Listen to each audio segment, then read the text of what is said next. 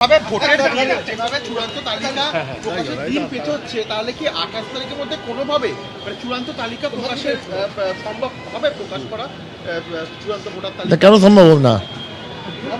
কেন সম্ভব হবে না? মানে আজকে যেমন বলা হলো যে মাইক্রো অবজারভারদের নিয়োগ করে তাদের 7 দিন একেবারে প্রশিক্ষণ দিয়ে, সেই সময় কি তাদের শুনানি বন্ধ থাকবে যখন তাদের প্রশিক্ষণ দেওয়া হবে? এই সময়কালটা না, কাজ তো চলছে, আমাদের কাজ তো চলছেই। নতুন করে যে মাইক্রো অবজারভারদের নিয়োগ করে তাদেরকে যে প্রশিক্ষণ দেওয়ার কথা নির্দেশ দিল আদালত, মাইক্রো অবজারভার তো হেল্প করবে, আগে তো ওদের ট্রেনিং হবে, তারপরে ওরা হেল্প করবে, কোনো প্রবলেম নেই, কাজ চলবে, ইয়ারও কাজ তো চলবে। বাকি কোথায় আছে শুনানি? খুব বেশি তো বাকি নেই শুনানি। তার কাছে 28 তারিখের মধ্যে চূড়ান্ত ভোটার তালিকা প্রকাশ করা সম্ভব? হ্যাঁ, সম্পূর্ণ চেষ্টা আছে।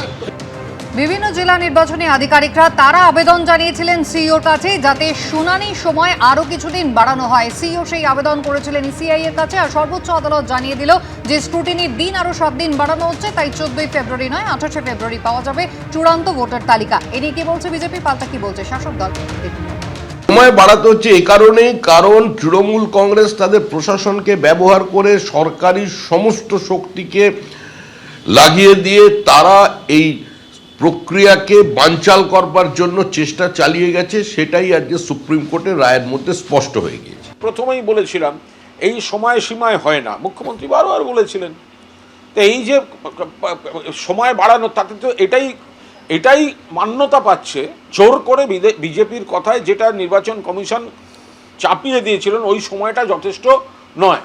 শুনানি এখনো কিন্তু শেষ হয়নি, আর সেই কারণে স্ক্রুটিনির জন্য আরও 7 দিন বাড়ানোর নির্দেশ দিল সর্বোচ্চ আদালত। তাই চূড়ান্ত ভোটার তালিকা 14ই ফেব্রুয়ারি নয়, স্ক্রুটিনি 7 দিন বাড়ানোর পর 14ই ফেব্রুয়ারি চূড়ান্ত ভোটার তালিকা নয় 28শে ফেব্রুয়ারি চূড়ান্ত ভোটার তালিকা প্রকাশ হবে। জাতীয় নির্বাচন কমিশনের কাছে আরও 7 দিন সময় চেয়েছিল আগেই সিইও দপ্তর। 28শে ফেব্রুয়ারি চূড়ান্ত ভোটার তালিকা প্রকাশের চেষ্টা করবে কমিশন, এমনটাই সূত্রের খবর। ভোট প্রস্তুতি নিয়ে আজকে দিল্লিতে কমিশনের ফুল বেঞ্চের বৈঠক রয়েছে, যে বৈঠকে যোগ দিচ্ছেন মুখ্য নির্বাচনী আধিকারিক মনোজ কুমার আগরওয়াল।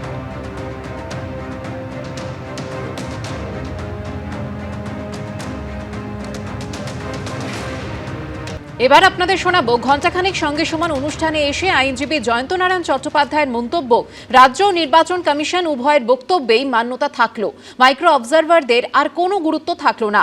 রাজ্য সরকার যে 8,500 অফিসারের তালিকা দিয়েছে, আগে দিলে সেটা সুষ্ঠুভাবে সমাধান হতো।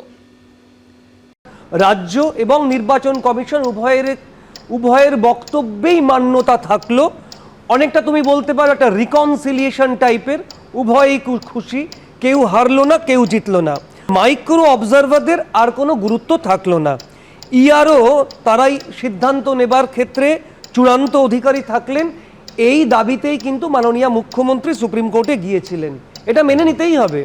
পাশাপাশি লজিক্যাল ডিসক্রিপেন্সি নিয়েও একটা কথা উঠেছিল, উনি বলেছিলেন লজিক্যাল ডিসক্রিপেন্সি নোটিশ চূড়ান্ত অবৈজ্ঞানিক। উল্টো দিকে আর একটা গুরুত্বপূর্ণ কথা এলো যে নির্বাচন কমিশনের আইনজীবী বলছেন পাঁচবার আমরা চিঠি দিয়েছি রাজ্য সরকারের কাছে যে আপনারা কর্মী দিন, এবং গ্রুপ বি মানে উচ্চ পদস্থ অফিসারদের দিন, যারা এই ধরনের সমস্যার সমাধান করতে পারবেন। অঙ্গনওয়াড়ি কর্মী দিয়ে এই সমস্যার সমাধান করা সম্ভব নয় একদম। এবং আজকে এ প্রসঙ্গ উঠে এলো যে রাজ্য চাইলে এই তালিকা 8,500 জনের তালিকা গেছে, তুমি নিজেও দেখালে, রাজ্য চাইলে এটা আগেই দিতে পারত এবং আগে দিলে সুষ্ঠুভাবে সমাধান করা যেত।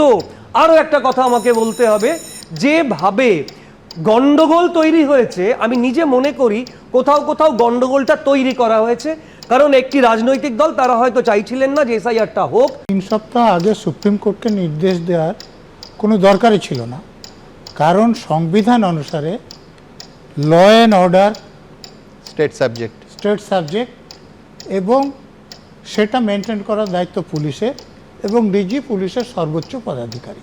অতএব সুপ্রিম কোর্ট যে নির্দেশটা দিয়েছিল সেটা দেওয়ারই দরকার ছিল না, ডিজিপির আগে করা উচিত ছিল।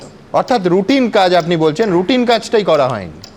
হ্যাঁ, এ ব্যাপারে কোনো সন্দেহ নেই, কিন্তু দেখার এইটাই যে সুপ্রিম কোর্ট নির্দেশ দেওয়ার পরও দেখুন, আপনি ফারাক্কার দিকে তাকান, চাকুলিয়ার দিকে তাকান, ইটাহারের দিকে তাকান, কুলতলির দিকে তাকান, বাসন্তীর দিকে তাকান, তারপরে বাদুড়িয়া দেখুন।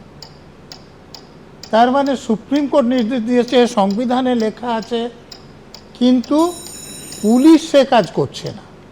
তো সেই অবস্থায় তার কাছ থেকে এফিডেভিট চাওয়া হচ্ছে। আমি বলবো সুপ্রিম কোর্টের উচিত ছিল এটা রাজ্যের পুলিশ মন্ত্রীকে এফিডেভিট দিতে বলা, কারণ আইনত ডিজিপি মানে অপারেশনাল ইন্ডিপেন্ডেন্স থাকলেও এ রাজ্যে প্রশাসন এমন হয়েছে যে পুলিশের লোকেরাও পুলিশ মন্ত্রী যা বলেন তার বাইরে কিছু করতে পারেন না। অতএব যে হলফনামা দিতে বলা হয়েছে আমি খুশি, কিন্তু সেটা যদি পুলিশ মন্ত্রীর নামে বলা হতো তাহলে অনেক বেশি এফেক্টিভ হতো। মাইক্রো অবজারভার নিয়ে একাধিক অভিযোগ জানিয়েছিলেন গত বুধবার মমতা বন্দ্যোপাধ্যায় নিজে যখন শুনানিতে উপস্থিত ছিলেন। আর সেই মাইক্রো অবজারভার নিয়ে এবার বড়সড় স্বস্তি পেল রাজ্য সরকার, কারণ মাইক্রো অবজারভার নয়, চূড়ান্ত সিদ্ধান্ত নিতে পারবেন ইআরওরাই। এসআইআর মামলায় এমনটাই নির্দেশ দিল সুপ্রিম কোর্টের প্রধান বিচারপতির বেঞ্চ। রাজ্যের ৮৫০৫ জন যে অফিসারের তালিকা পাঠানো হয়েছিল, আজ বিকেল ৫টার মধ্যেই তাদেরকে কাজে যোগ দিতে হবে সেই নির্দেশ দেওয়া হয়েছে। চূড়ান্ত সিদ্ধান্ত ইআরওরাই নিতে পারবেন এবং ইআরও ও এইআরওদের সাহায্যকারী হিসেবে মাইক্রো অবজারভাররা থাকবেন, যারা শুধু মতামত দিতে পারবেন, কিন্তু চূড়ান্ত সিদ্ধান্ত নেওয়ার ক্ষমতা তাদের নেই। নাম বাদ নিয়ে চূড়ান্ত কোনো সিদ্ধান্ত তারা নিতে পারবেন না। এসআইআর মামলায় সুপ্রিম কোর্টের নির্দেশ।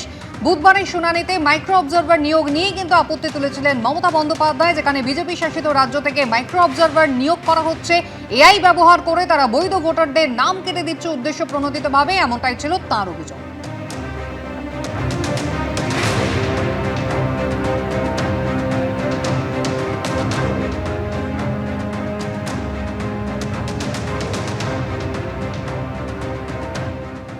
মাইক্রো অবজারভারদের তার যে পাওয়ার এবং ফাংশন ইলেকশন কমিশন বলেছে, কার্যত এরা ওয়াচারের ভূমিকা নিয়েছেন, কিন্তু আমাদের আরপি অ্যাক্ট অনুযায়ী নাম তোলা বা খারিজ করার কমপ্লিট পাওয়ার ইআরওদের হাতে। দুটো কলম থাকে, তিনটে কলম থাকে না, অ্যাকসেপ্ট অবলিক রিজেক্ট। এবারে যদি ভুয়া যেগুলো মানে সন্দেহজনক তাকে আপনি অ্যাকসেপ্ট করেন, সেক্ষেত্রে ইআরওদের বিরুদ্ধে আমরাও ফাইনাল ভোটার লিস্ট বেরোনোর পরে কোর্টে যেতে পারি অ্যাজ এ স্বীকৃত রাজনৈতিক দল, এবং ভোটার হিসেবে আমাদেরও এভরি রাইট আছে। তাই মাইক্রো অবজারভাররা যেমন নজরদারির কাজ করছেন, তেমনি যেখানে সন্দেহজনক আছে, যার নাগরিকত্ব নিয়ে প্রশ্ন আছে, এই রকম ভোটারদের যদি ইনক্লুড করেন মমতা বন্দ্যোপাধ্যায়ের কথায় বা নন্দিনী চক্রবর্তীর কথায় বা আইপ্যাকের বুদ্ধিতে, তাহলে ইআরওদের কপালেও ভবিষ্যতে কিন্তু দুঃখ রয়েছে। মাইক্রো অবজারভাররা কোনো সিদ্ধান্ত নিতে পারবেন না, কারণ নাম বাদ দিতে পারবেন না। এটা তো প্রথম থেকে মমতা বন্দ্যোপাধ্যায় বলেছেন, প্রথম থেকে সর্বভারতীয় তৃণমূল কংগ্রেস বলেছে, আজকে সুপ্রিম কোর্ট সেইটাই বলছেন। অর্থাৎ মাননীয় মমতা বন্দ্যোপাধ্যায় মানুষের অধিকার রক্ষার স্বার্থে যে যে পয়েন্টগুলিতে সুপ্রিম কোর্টের দৃষ্টি আকর্ষণ করেছিলেন, যেগুলির উত্তর নির্বাচন কমিশন দিতে পারছিল না বা দিতে চাইছিল না, সুপ্রিম কোর্ট মূলত সেই পয়েন্টগুলিকে মান্যতা দিয়েছে। এবিপি আনন্দ, এগিয়ে থাকে, এগিয়ে রাখে।